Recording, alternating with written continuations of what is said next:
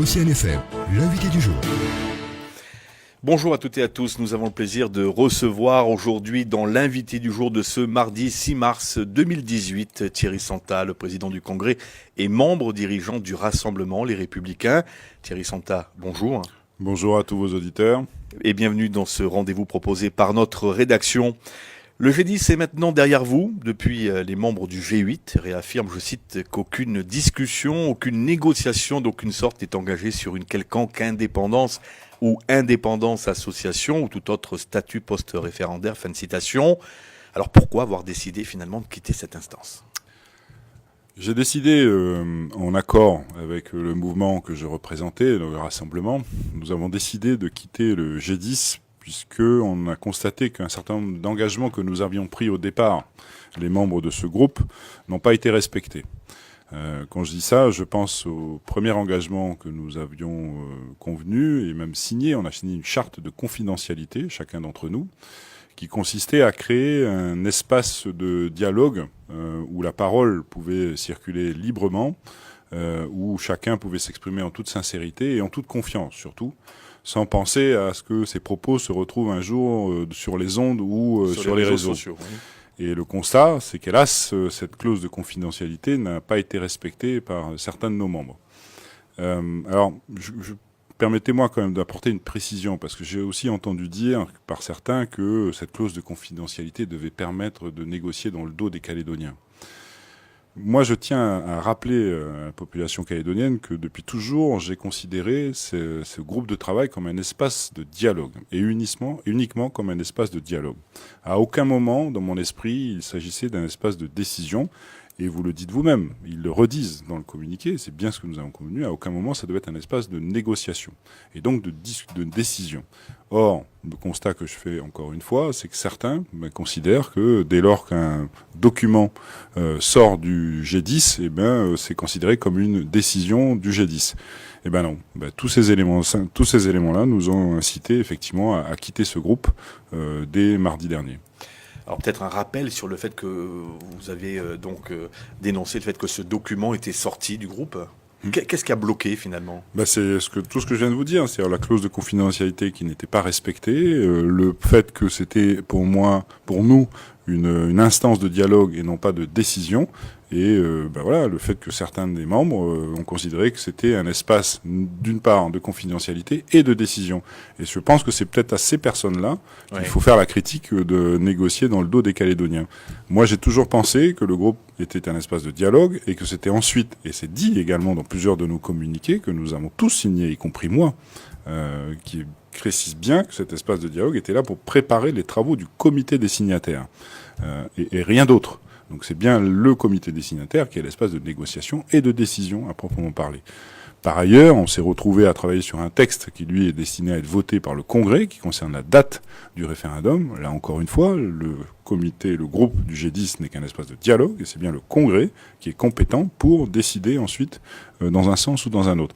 Donc voilà, il y a cette confusion-là dans l'esprit de certains des membres qui nous ont incités, entre autres, mais je vous le dirai peut-être tout à l'heure, mais c'est le premier élément qui nous a fait réagir immédiatement.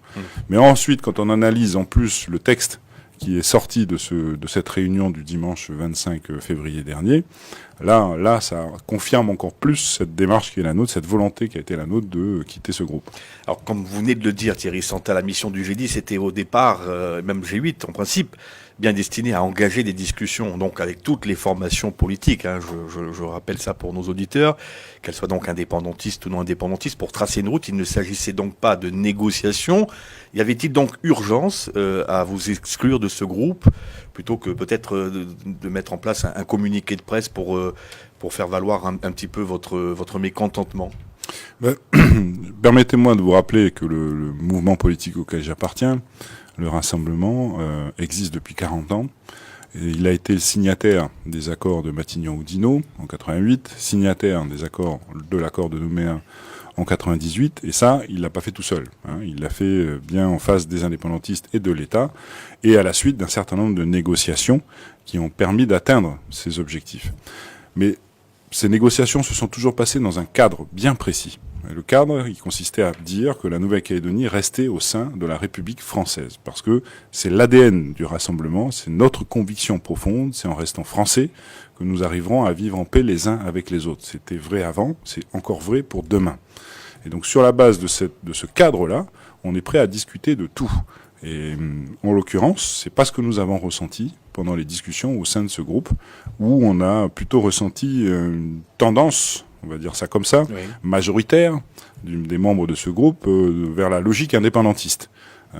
Et ça se ressent très fort quand on lit le texte qui a été déposé sur le bureau du Congrès, pas plus tard qu'hier maintenant, par les groupes concernés. On sent cette tendance forte en faveur de la logique indépendantiste. Donc tout ça, encore une fois, nous a incité à quitter ce groupe pour réaffirmer le cadre dans lequel le rassemblement a toujours travaillé et continuera à travailler, autrement dit, une Calédonie dans la France qui nous permettra de vivre en paix les uns avec les autres. Alors vous comptez justement déposer un autre projet de délibération. Quelle en sera sa particularité ? Ça sera un projet beaucoup moins polémique, ce qui aurait dû être le cas depuis le début. Je rappelle que j'avais, dès le départ du Premier ministre en décembre dernier, fait une proposition de texte aux différents chefs de groupe qui n'avait rien de polémique, qui rappelait simplement une partie du discours du Premier ministre, qui rappelait les dispositions de la loi organique qui précise bien que c'est une compétence du Congrès de décider de la date du référendum, et donc qui proposait une date. À l'époque, j'avais proposé le 28 octobre. Les discussions se sont poursuivies depuis. Un accord a été trouvé, entre autres le dimanche 25, oui, entre toutes les tendances politiques, sur le 4 novembre. Donc c'est bien la date du référendum qui est prévue, le 4 novembre. Là-dessus, il y a une unanimité de tous les groupes. Donc quel était l'intérêt d'y accoler un texte très polémique, politique très polémique, alors qu'on aurait pu très bien le faire de manière naturelle avec le projet de texte que j'avais présenté à l'époque et que je vais déposer bientôt sur le bureau du Congrès. Alors quelle est pour le Rassemblement LR justement la prochaine étape, Thierry Santard ? Vous savez, on est dans un moment extrêmement important pour l'avenir de la Nouvelle-Calédonie. Je le disais tout à l'heure, notre objectif est d'arriver à faire comprendre à nos partenaires en général, qu'ils soient loyalistes d'abord, indépendantistes ensuite, et l'État surtout, que la meilleure façon d'avancer les uns avec les autres, c'est de définir un cadre précis de travail. Et ce cadre, c'est, encore une fois, c'est ce que veut la majorité de toute façon des Calédoniens, c'est que la Calédonie reste française. Dès lors que tout le monde aura ce cadre à l'esprit, ça sera la meilleure façon pour nous, non-indépendantistes, d'être un peu plus à l'écoute des aspirations des indépendantistes, et pour les indépendantistes, justement, d'essayer de faire avancer leurs aspirations identitaires, de reconnaissance et autres. Alors que si on reste dans l'ambiguïté comme nous sommes aujourd'hui, on continuera à se positionner les uns et les autres sur nos fondamentaux, et aucun ne fera l'effort d'aller les uns vers les autres. Donc c'est ce message-là qu'on va essayer de diffuser au sein de la plateforme d'abord, bien sûr, mais au-delà auprès de tous les loyalistes, mais au-delà auprès de nos partenaires État et indépendantistes. Vous m'amenez la prochaine question sur un plateau d'argent. La plateforme justement a-t-elle encore de beaux jours devant elle au regard de ce qui se passe actuellement ?